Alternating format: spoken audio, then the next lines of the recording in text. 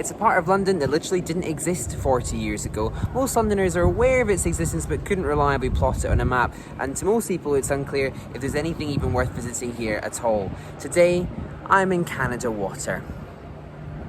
Now, in the last thrilling episode, link below, kind of awkward that you didn't watch it, to be honest, we were in Rotherhithe, which I take to be the little village that extends along the river around Rotherhithe Street. But to be honest with you, like government social distancing policy, the local area is ill-defined. Somewhere in the west there is Bermondsey, there's Rotherhithe at the river. Towards the south there's a definable high street which I would call Surrey Quays, and then in the middle there's this quagmire of uncertainty which we shall refer to as Canada Water. In the old days there was Rotherhithe and then there was Deptford, but it wouldn't be a modern city if we didn't keep carving it up into smaller and smaller marketable chunks with their associated railway stations and Costa coffees. The story of Canada Water is quite interesting though. In the Rotherhithe video we talked a lot about the death of an industry, and that's where this entire area owes its existence to. The Surrey Commercial Docks, you heard that right, the Surrey Commercial Docks, in one form or another, existed all over this patch of ground from 1696 until 1969. The symmetry of those dates is, I agree with you, a cause for concern.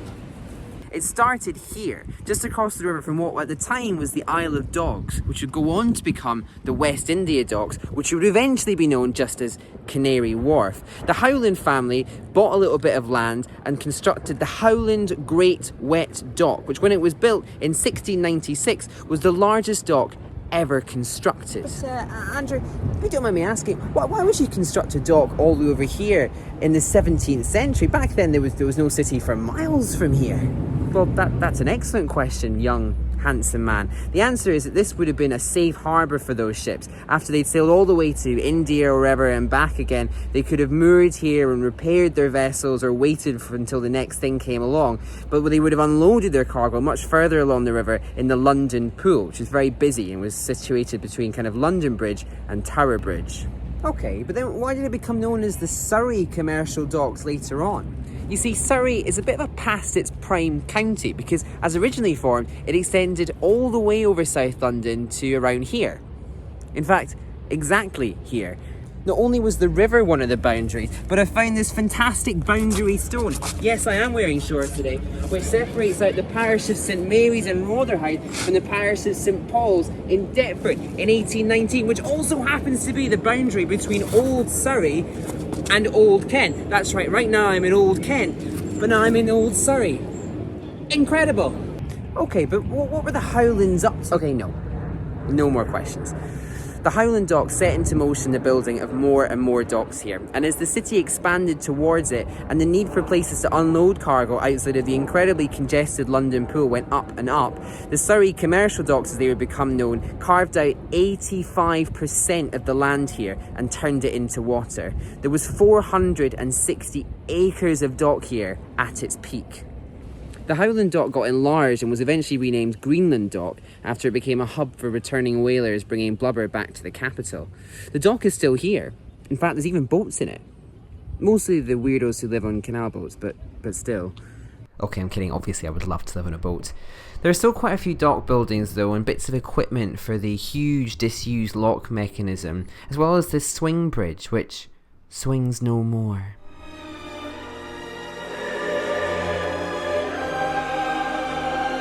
Just down from Greenland Dock is Dog and Duck Stairs. Now, all along the river there are these named stairways, and these used to be how you would get from the water up to the various embankments along the river's edge, which when this was a working river were hugely important points. If you wanted to offload your bunch of stuff at the stuff merchant, you had to point yourself towards stuff stairs so you'd be able to get rid of your stuff.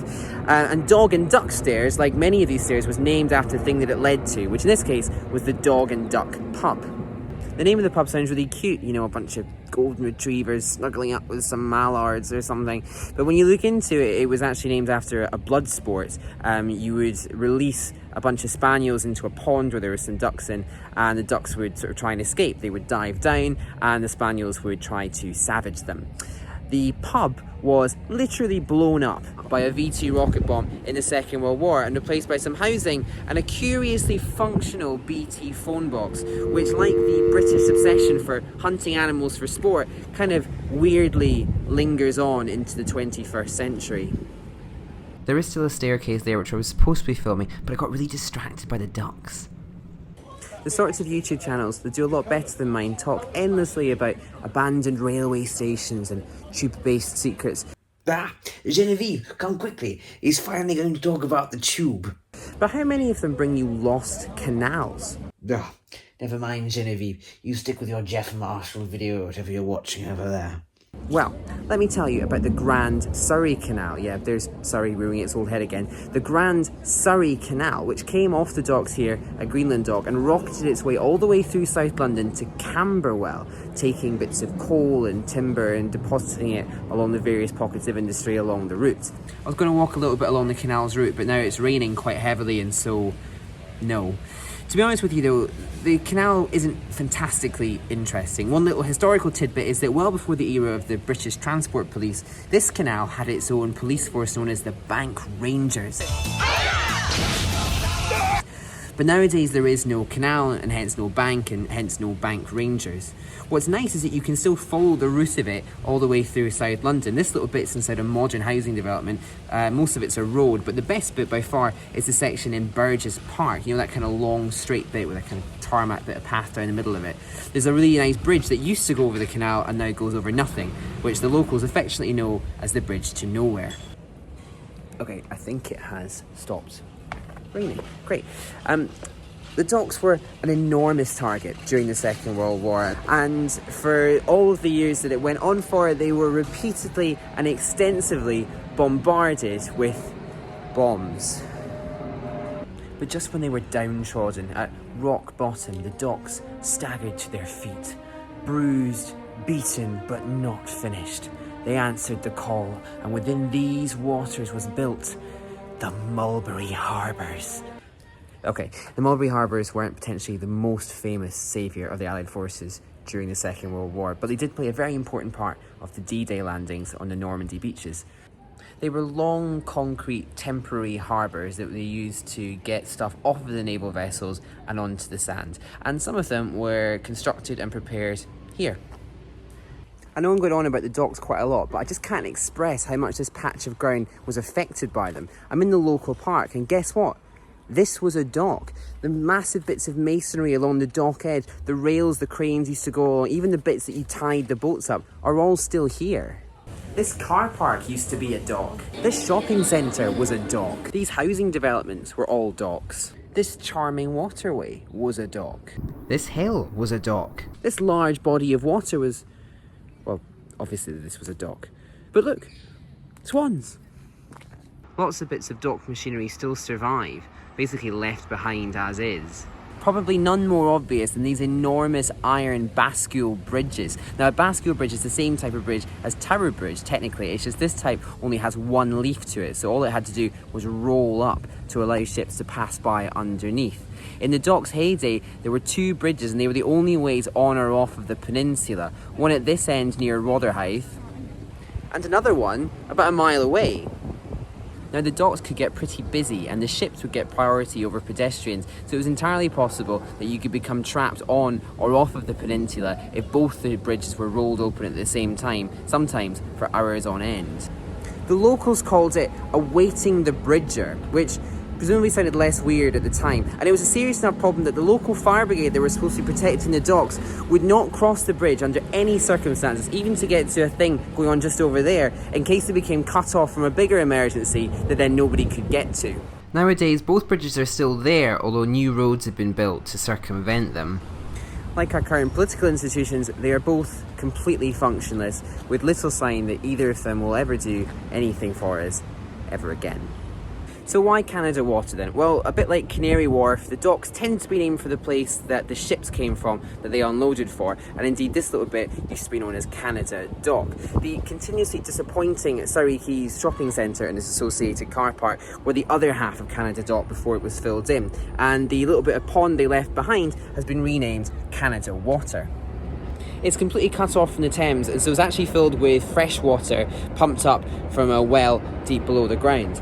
I just saw a live terrapin inside Canada Water, which definitely wasn't in the script, and there's a guy fishing here, and you can fish here if you have the correct license. Or, you know, you could do anything else.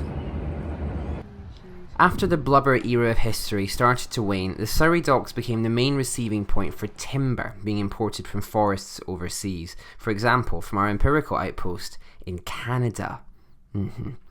This wood was referred to as deal, and so the men that specialised in unloading it from the boat were referred to as the deal porters, which again must have sounded normal at the time. They wore special hats that covered and protected their heads and necks from splinters, and their odd name lives on in Deal Porters Square, which is just outside the underground station. Nearby there is a piece of artwork that commemorates what they did, but due to construction work and overgrown shrubbery, you can barely see it. The reason Canada Dock became Canada Water is the same thing that happened with Rotherhithe and Canary Wharf and Wapping, etc, etc, etc. The ships got larger to become more efficient, and then the real death knell came for the Surrey Commercial Docks: containerization. And there's a good word for you. Containerization, which created enormous cargo ships that required enormous docks and enormous cranes, and this little corner of South London just wasn't up to the task. So what do you do with hundreds of acres of useless dockland? So, boss, when you're planning for Stave Dock? Fill it in. Albion Dock? Fill it in. Russia Dock?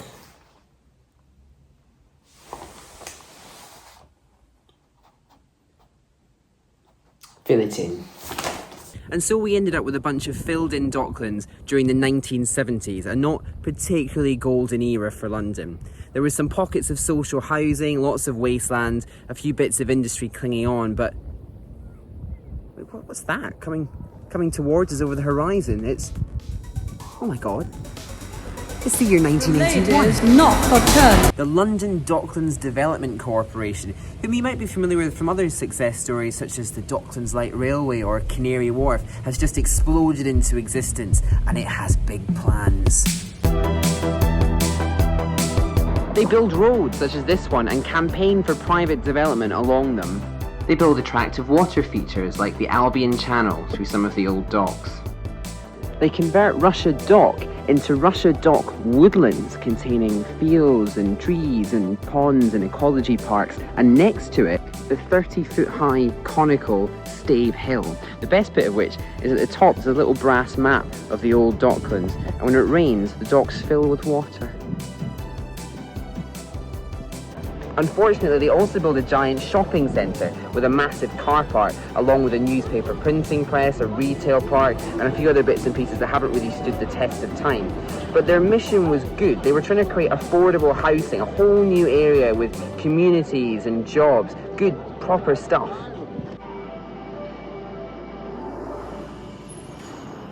The jewel in the crown comes when the Jubilee Line extension is built in the late 90s, creating a brand new station just next to the half of Canada Dock that they hadn't filled in with earth, and it was called Canada Water.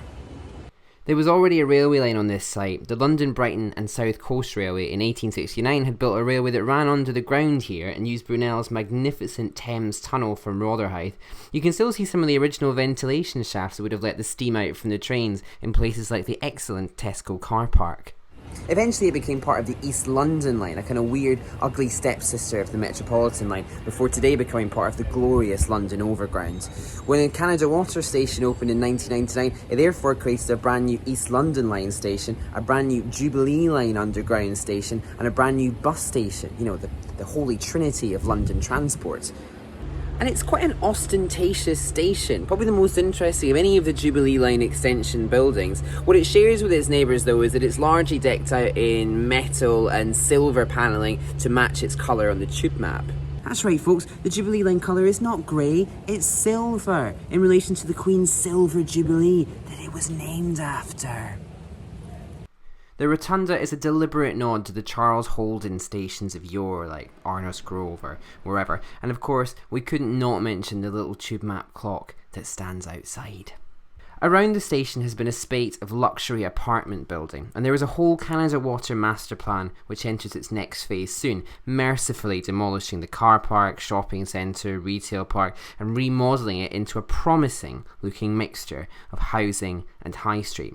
And it needs it. Surrey Quays Road, which is the main street the station spills out onto, is nice with a very postmodern library and a few cafes and bars, but it's small and somehow has ended up being 50% estate agents, which really grinds my gears. I feel like Canada Water is a little sapling of hope in the ever-continuing blight of modern development and regeneration. You can build nice areas out of former industry that aren't just towers and faceless blocks and swimming pools you can stand underneath. Canada Water is a nice place to live. And I should know. I live here. Or I did. Fun little fact, sometimes I forget to record certain bits when I go out and shoot these videos, and on several occasions Canada Water has had to stand in for various other bits of London. It's called movie magic. Deal with it. I'm moving out of Canada Water though, and actually moving out of the city. You should still subscribe and leave a comment. You can, of course, buy me a coffee. The link is naturally in the description below. But there's a very distinct possibility that this will be the last ever episode of Exploring London, which will be sad news to all 12 of you who regularly tune in. It might not be. I suspect it isn't. But just in case I never speak to you again, if there were any 2 lessons that you should take from this YouTube channel, it would be these. The street outside your home has a story.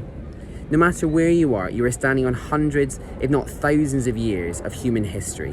And if you're lucky enough to live in a place like London, then I guarantee you there are rich experiences and interesting places that are minutes away from you that you will only ever find if you just pick a spot on the map and go there. Good luck with your next adventure, whilst I go and have mine. Thank you for watching, and goodbye.